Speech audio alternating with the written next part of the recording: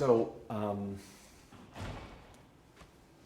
I don't think brainstorming works. I've been working in the creative field and with ideas for 20 plus years and leading creative teams and all of that. And brainstorming as a group list making exercise doesn't work. I talk about that in another video, and you can watch that one. What I want to talk to you about is what I think does work, and I call it deconstruction.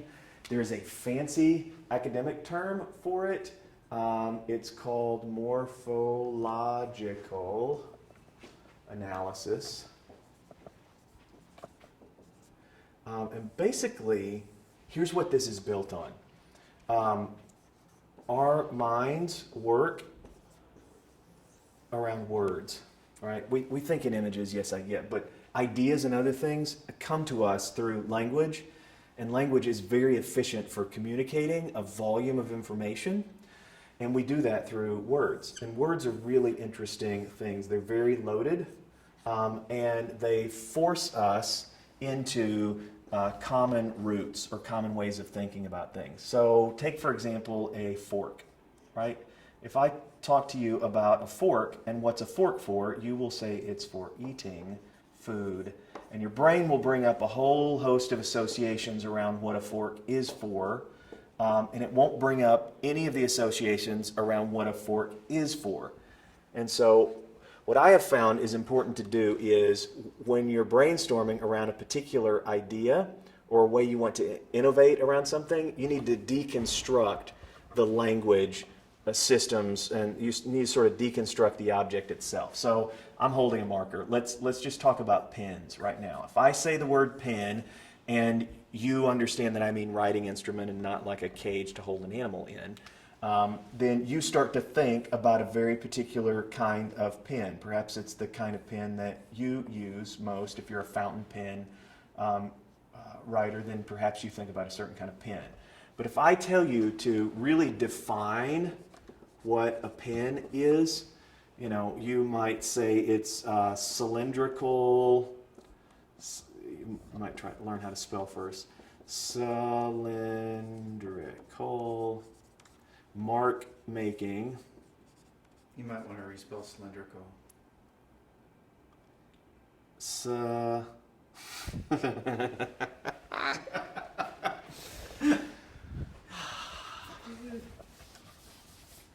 If I asked you to define a pen and you could spell, you might say it is a cylindrical,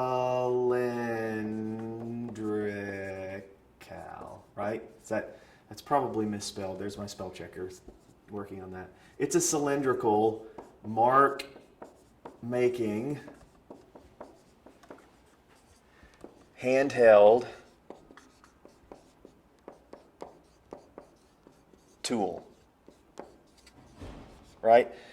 Let's just say let's not spend a ton of time on all these definitions, right? Now suddenly I've got things that, here's what it's used for, here's its use, here's sort of a functional component of it, here's a conceptual component of it, thinking of it as a tool, here's the, sort of physical properties of it. This has a whole bunch of properties to it. And once I start breaking down, and I like to think of it in terms of definition, as opposed to just brainstorming a list of properties, I like to try and really define what this is, as though an alien, comes down from outer space, comes down and lands and sees this and asks you the question, wait, what is that? And you say it's a pen, and then they say, what's a pen? Well, it's a cylindrical handheld mark making tool, right? And so that's used for, you could say, writing and drawing. Well, you could also say, so like communications. Now what I do is I start to think about all of cylindrical, well, what other shapes could it be made in? And would those shapes be more beneficial? What other more beneficial, again, thinking in terms of value, what other more beneficial shapes are there? If I think about handheld, whose hands is it being held by? Is it being held by a small child? Is it being held by somebody who is aged? Is it being held by somebody that has some kind of physical disability? right? I'm going into who's on handheld. What if I don't have hands?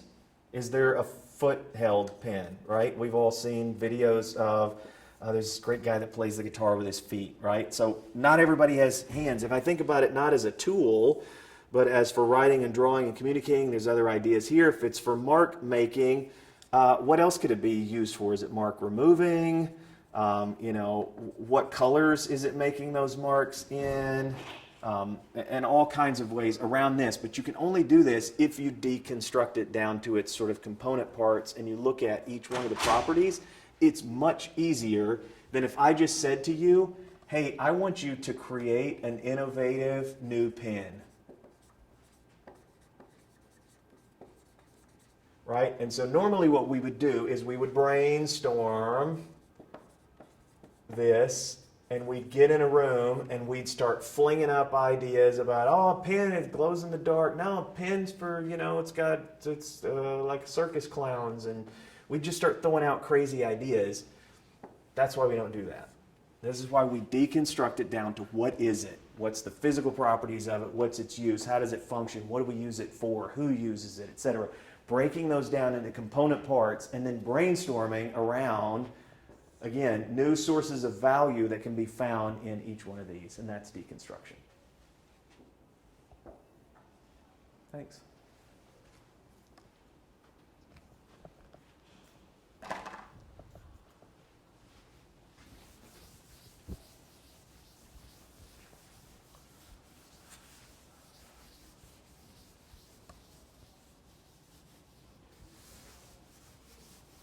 If you'd like to find out more about how you can deconstruct,